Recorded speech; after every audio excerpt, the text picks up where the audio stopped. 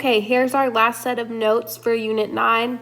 This is our very last gas law. It is called Dalton's Law of Partial Pressures, and we're going to talk a little bit about gas stoichiometry, which I have already taught you in class. This is just the official version of it. So Dalton's law says the total pressure of a mixture of gases is equal to the sum of the partial pressures of the component gases. That means if I have a container of gas, the total pressure is just equal to the pressure of the individual gases added up. The equation is P total, pressure total, is the pressure of gas 1 plus the pressure of gas 2 plus the pressure of gas 3, and so on for however many gases you have. Here's an example of that. In this example, I have nitrogen and oxygen. The individual pressures are listed for you. Oxygen is 159, nitrogen is 593. But when I have oxygen and nitrogen mixed together, the pressure is just the combined. So when I add those two numbers up, I get 752. Another example. The air we breathe is a mixture of oxygen, nitrogen, and various other gases and has a pressure of 760 mmHg. The partial pressure of oxygen is 160. The partial pressure of nitrogen is 593.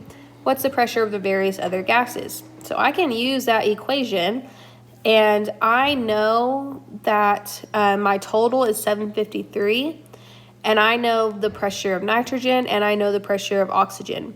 So I just want to find out what the remaining pressure is. So if I add up the left side and subtract it from the right side, I get 7 millimeters of mercury. So the remaining gas pressure is just 7. Okay, gas stoichiometry. Avogadro's law states that 1 mole of the gas takes up 22.4 liters of volume. What if I had 4 moles of gas? How much would that take up? So if 1 mole of gas is 22.4, 4 mole of gas would just be multiplied. So 4 times 22.4, that would give me 89.6. 89.6. Remember that your coefficient in the equation is going to tell us how many moles we have. So that's always going to be the number that we multiply by. Okay. If we start the following reaction with 17.5 grams of nitrogen gas, how many liters of ammonia would be produced? Just like any other stoichiometry problem, we need to write what we know on the equation so that we can cross multiply and divide. So when we are writing what we know 17.5 grams. My units need to match on the top and the bottom. So I'm going to bring grams down, and I'm going to put the molar mass of 2 nitrogen. On the right side, I'm looking for liters of ammonia. This is where that 22.4 number comes in. I have 2 moles of ammonia because of that 2 coefficient. So 2 times 22.4 is 44.8. From here, I can cross multiply and divide, and I would get 27.99 liters. And that's it. Let's do one more. If we start this reaction with 11.2 liters of oxygen gas, how many grams of water will be produced? So we're going to write what we know, 11.2 liters.